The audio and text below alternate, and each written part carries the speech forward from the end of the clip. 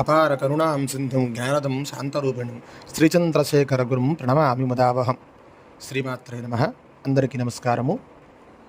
భగవత్ శంకరపాదు అయినటువంటి నడిచేటువంటి శంకర స్వరూపులుగా పేరొందినటువంటి కంచి కామకోటి పీఠం 68వ ఆచార్యస్వామిగా ఉన్నటువంటి శ్రీ శ్రీ శ్రీ జగద్గురువులు చంద్రశేఖరేంద్ర సరస్వతి స్వామి వారి యొక్క బాల్య విశేషాలను, అద్భుతమైనటువంటి విజయాలను మనం తెలుసుకుంటూ ఉన్నాం.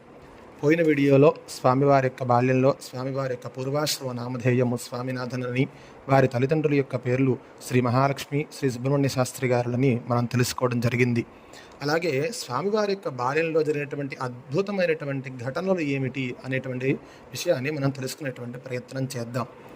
స్వామివారు ముందుగానే వారికన్నా ముందు ఉన్నటువంటి పీఠాధిపతులు 66వ పీఠాధిపతులైనటువంటి వారి పేరు కూడా నేను ముందు వీడియోలో తెలియజేశాను మీకు. శ్రీ చంద్రశేఖరేంద్ర సరస్వతి స్వామివారు వారిని ముందుగానే బాల్యంలోనే కలవడం, స్వామివారి యొక్క ఆశీర్వాచనం తీసుకోవడం కూడా జరిగిందని మనం ఇతపూర్వం వీడియోలో తెలుసుకున్నాం. ఇప్పుడు ఈ వీడియోలో స్వామివారి యొక్క బాల్యంలో జరిగినటువంటి ఒక అద్భుత సంఘటన, ఆ సంఘటన ఏమిటి అనేది తెలుసుకునేటువంటి ప్రయత్నం చేద్దాం. స్వామినాథన్గా పిలువబడుతున్నటువంటి స్వామివారు వారి ఇంటికి ఒకరోజు సుబ్రహ్మణ్య శాస్త్రి గారి యొక్క మిత్రుడు ఒక ఆయన వచ్చారు. ఆయన న్యాయవాది, అంతేకాదుట జ్యోతిష్య పండితుడు కూడాను. ఆయన తన రెండవ కొడుకునేటువంటి స్వామినాథన్ జాతకం ఒకసారి చూడవలసిందిగా సుబ్రహ్మణ్య శాస్త్రి గారు కోరగా ఆ న్యాయవాది గారు అక్కడికి వచ్చారు. కాసేపు ఆయన జాతకాన్ని పరిశీలించి చూసి ఆయన శాస్త్రి గారి భార్య అయినటువంటి మహాలక్ష్మి అమ్మగారిని ఒక చెంబుడు నీళ్లు తెమ్మని అడిగారు. ఒకవేళ ఏదైనా దప్పిక అవుతోందేమో లేదా దేనికి అడిగారో అని ఆవిడ వెళ్ళి నీళ్లు తెచ్చిచ్చారట. న్యాయవాది టక్కున లేచి ఆ చెంబందుకుని స్వామినాథన్ వద్దకు వచ్చి ఆ నీళ్లతో పిల్లవాడి కాళ్ళు కడిగి ఆ నీళ్లు నెత్తున చల్లుకుని తరించారు.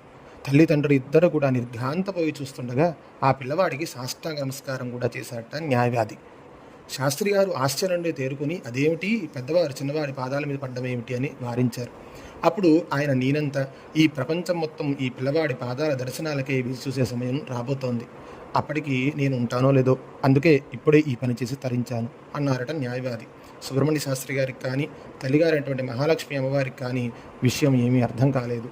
అప్పుడు న్యాయవాది గారు ఈ పిల్లవాడు త్వరలో గొప్ప ఆత్మజ్ఞానిగా మారి అందరి మన్నలను అందుకుని పూజలు అందుకునేటువంటి సమయం రాబోతోంది అని జాతకం గురించి వివరించి చెప్పారట సుబ్రహ్మణ్య శాస్త్రి గారికి. అదే నిజమైంది. సాక్షాత్తు భగవత్ స్వరూపులయ్యారు స్వామివారు. ఎక్కడికి వెళ్ళినా ఎక్కడున్న ప్రజలు నీరాజనాలను పడుతూ సాష్టాంగ ప్రణామాలతో తమ తమ భక్తిని తెలుపుకుంటూ ఉన్నారు. ఒక్కసారి స్వామిని చూస్తే చాలు ఆ శంకర భగవత్ పాదను చూసినటువంటి అనుభూతితో తరించారు, పూజించారు. శ్రీమాత్రే నమః.